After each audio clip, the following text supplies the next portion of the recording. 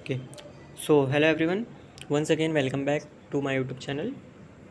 आज के इस वीडियो लेक्चर में हम स्टार्ट करने वाले आपके T Y B com sem 5 का इकोनॉमिक्स चैप्टर नंबर 2, जो कि है आपका social infrastructure, education, health and family welfare in India. हम इसको भी पार्ट बाय पार्ट डिवाइड करेंगे। ये सेकंड लेक्चर का फर्स्ट वीडियो है। हमने अपने चैनल पे फर्स्ट चैप्टर का भी वीडियो अपलोड कर चुके हैं, तो आपने उसको अभी तक नहीं देखे हो तो प्लीज़ पहले उसको देख लो। चलो स्टार्ट कर दें। इंट्रोडक्शन टू सोशल इंफ्रास्ट्रक्चर, इसका पहले मीनिंग देखेंगे। सोशल इंफ्रास्ट्रक्चर मतलब आपको क्या समझ में आता है सोशल इंफ्रास्ट्रक्चर से, कि जैसा कि हमारा सोसाइटी हो गया, हमारी जो भी आसपास के जो भी एरिया होते हैं उसको क्या बोलते हैं, social infrastructure. For any nation to achieve economic growth and development, its resources need to be utilize in an optimum manner. किसी भी कंट्री को ग्रो करने के लिए उसका जो भी रिसोर्सेज है, मतलब जो कि उसका जो लेबर है, मैन पावर है, जो भी उसका नेचुरल रिसोर्सेज है, उसको ऑप्टिमम यूटिलाइजेशन करेंगे तब जाके वो कंट्री का ग्रोथ अच्छे से हो पाएगा। Resources utilization depend upon two types of infrastructure, that is physical and social. Infrastructure कितने टाइप के होते हैं? दो टाइप के, एक फिजिकल इंफ्रास्ट्रक्चर और एक सोशल इंफ्रास्ट्रक्चर। तो फिजिकल इंफ्रास्ट्रक्चर के अंदर क्या क्या आते हैं? That includes transport, communication, water and energy distribution networks that support productive activities like manufacturing, farming and generating services। Physical मतलब कि जो आपको, जैसे कि आपका कम्युनिकेशन हो गया, ट्रांसपोर्ट हो गया, वाटर, इलेक्ट्रिसिटी हो गया, ये सब आपके फिज़िकल इंफ्रास्ट्रक्चर के अंदर आते हैं। जो भी बिल्डिंग्स बनती है ये सब आपका फिज़िकल है। और सोशल इंफ्रास्ट्रक्चर मतलब refers to the creation and maintenance of facilities and structure that support the delivery of social services to the people।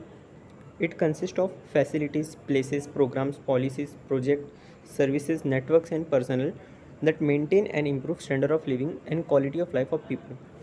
Social infrastructure मतलब क्या होता है कि जो भी आपका समझो कि जैसा कि पुलिस डिपार्टमेंट है, तो पुलिस डिपार्टमेंट का काम क्या है कि मतलब वो जो भी एरिया में लोग रहते हैं उनको प्रोटेक्शन प्रोवाइड करें, जिससे क्या होगा कि हम अपने आप को सेफ़ रह पाएंगे, हम सेफ़ महसूस करेंगे हम अपने आप को। जैसा कि मतलब जो भी सामाजिक सेवा होती है ना, उसको सपोर्ट करना। दो टाइप के होते हैं ये, एक तो फिज़िकल और एक social. Types of social infrastructure include education, health care and family welfare. अभी ये जो एजुकेशन पे गवर्नमेंट खर्चा करती है वो कौन सा एक्सपेंस है? उसका सोशल एक्सपेंडिचर है। हेल्थ केयर पे भी जो खर्चा करती है वो कौन सा एक्सपेंडिचर है? सोशल एक्सपेंडिचर है। और family welfare, they are require at local, regional, state and central level. They go beyond providing the basic economic needs of the people and are aim at improving the quality of people lifes and developing human capital. इनका main मकसद क्या होता है कि people, हमारी standard of living को बढ़ा देना, हमारी क्वालिटी ऑफ लाइफ को इम्प्रूव कर देना। जो भी गवर्नमेंट एक्सपेंडिचर करती है,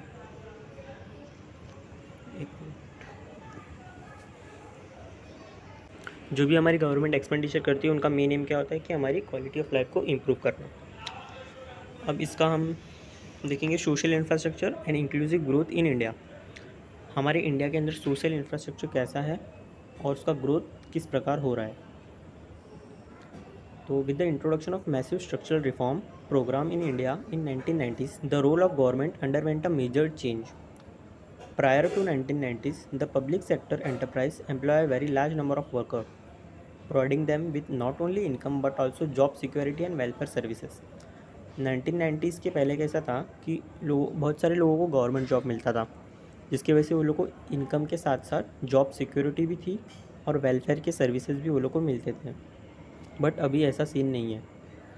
the social sector was almost entirely supported by the government financing programs that benefited the large masses of the population include the public distribution system, government funded education, health and family welfare infrastructure in urban and rural areas।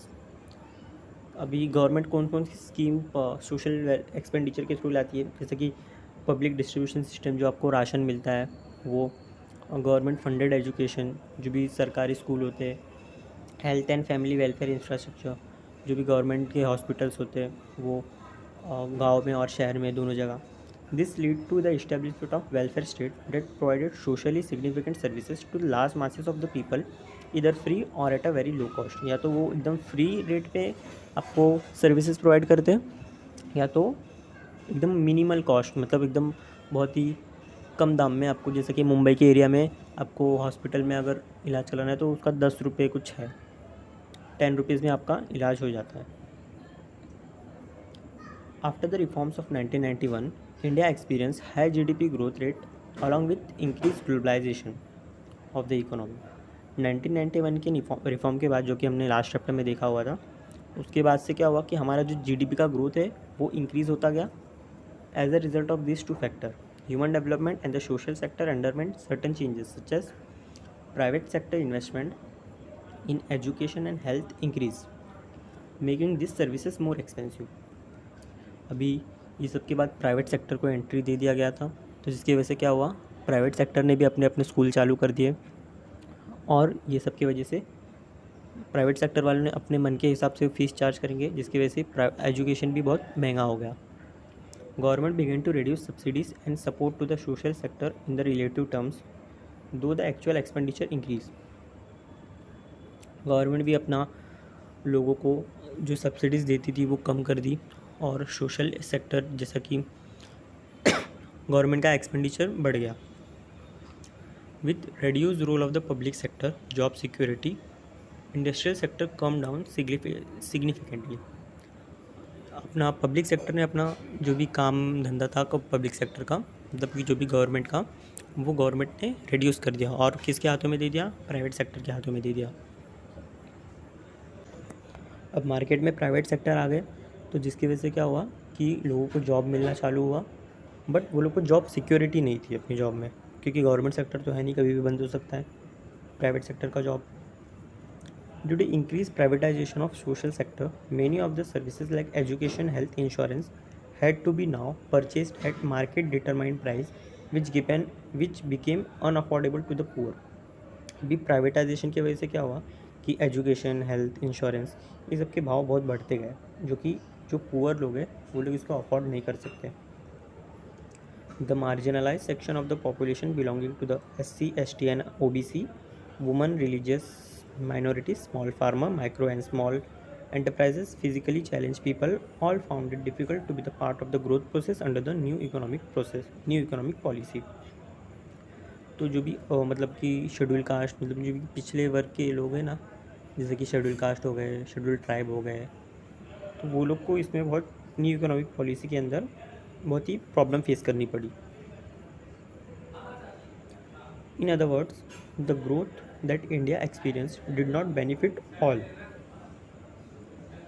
मतलब कि जो हम लोग ने new economic policy के बाद से जो भी ग्रोथ एक्सपीरियंस किया, वो सबको बेनिफिट नहीं हो रहा था उसका, क्योंकि गरीब लोग उसके अंदर बेनिफिट नहीं ले पा रहे थे. But a few who were educated, skilled and earn sufficiently high income to afford the market determined prices of social services. मतलब कि जो भी पढ़े लिखे लोग थे या फिर जिसके पास पैसा था, वो लोग ही सिर्फ ग्रोथ का बेनिफिट ले पा रहे थे, क्योंकि वो लोग के पास पैसा है, वो पैसा देके सर्विसेज अवेल कर रहे थे. Even though a very large number of people were lifted above the poverty line due to rapid economic growth, the poor had to live with job insecurity and poor quality of government supported social services. हालांकि मतलब कि हमने जो भी private sector को hand over किया था, उससे जॉब तो क्रिएट हुए, मतलब बहुत सारे गरीब लोग की थोड़ी स्टैंडर्ड ऑफ लिविंग हल्की सी इंक्रीज़ हुई, बट इतनी नहीं हुई, मतलब कि वो लोग को जॉब में सिक्योरिटी नहीं थी पहली बात तो, जिसकी वजह से क्या हुआ कि जो भी वो लोग को गवर्नमेंट का स्कीम मिलता था वो इतना इफ़ेक्टिव नहीं था. Thus growth under a market-oriented system what not inclusive. This would result in poor quality human resources. High quality human resources is absolutely essential for achieving high rate of economic growth.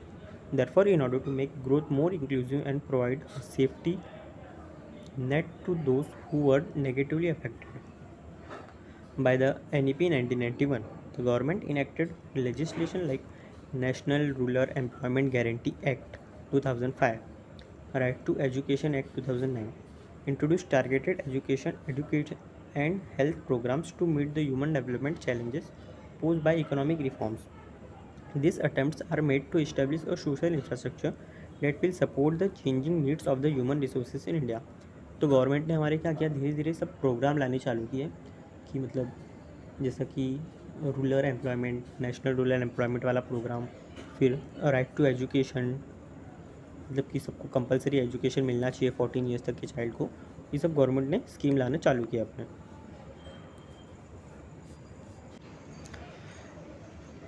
In the Indian context, social infrastructure include the primary, secondary, and the higher secondary education system, the primary healthcare center, government-run hospital, and the family welfare services.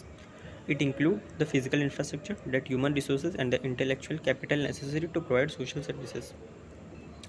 अभी social infrastructure में क्या क्या चीज़ आने लगी कि अपना education हो गया, हेल्थ हो गया, और एजुकेशन में भी कौन कौन से एजुकेशन, प्राइमरी, सेकेंडरी और हायर एजुकेशन। हेल्थ केयर के अंदर गवर्नमेंट का हॉस्पिटल रन होने लगा, फैमिली वेलफेयर सर्विसेज होने लगी। Like India, many less developed countries in 1980s implemented structural adjustment और economic reform programmes with the support of the International Monetary Fund and the World Bank. अब हमने क्या किया, चालू किया कि मतलब हमारी इंडिया लेस डेवलप कंट्री है इन 1980s, तो हमने कुछ लोन लेके इंटरनेशनल मॉनिटरी फंड से और वर्ल्ड बैंक से हमने प्रोग्राम्स यहाँ पे चालू किए। In this process many of them face problems of increase poverty, inequality and distribution, जिसकी वजह से पॉवर्टी बढ़ गई, इनइक्वलिटी हो गई और डिस्क्रिमिनेशन होने लगा लोगों में। Thus in 1990s the United nation called for the member nation to carry out the structural adjustment program with a human face. That is, the UN insisted that mere economic growth should not be the aim of any economic policy, but growth should be include everyone.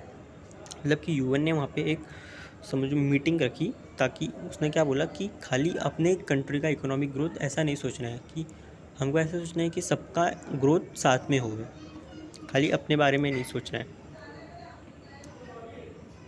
The UN came up with the Millennium Development Goals in 2000 with 8 goals that have measurable target to improve the lives of the poorest people. Among various areas, these goals gave high degree of importance to children, food security, nutrition, environment, and gender equality. The member nation had to create social infrastructure to meet this target. अभी ये जो UN ने अपना millennium development goals रखा, programme launch किया था 2000 में, उसके जो भी मेंबर नेशन थे वो लोग को क्या करना था, social infrastructure to meet this target. वो लोग को अपना सोशल इंफ्रास्ट्रक्चर बनाना था ये सब टारगेट अचीव करने के लिए। कौन कौन से टारगेट, जैसा कि फूड सिक्योरिटी हो गया, न्यूट्रिशन हो गया, एनवायरनमेंट एंड जेंडर इक्वालिटी हो गया, इंपॉर्टेंस टू चिल्ड्रन हो गया। ये सब सोशल इंफ्रास्ट्रक्चर को अपलिफ्ट करने के लिए UN ने एक प्रोग्राम लॉन्च किया था, मिलेनियम डेवलपमेंट गोल्स इन 2000। जितने भी कंट्री उसके मेंबर्स थे सब इसके अंदर अपना कंट्रीब्यूशन करेंगे।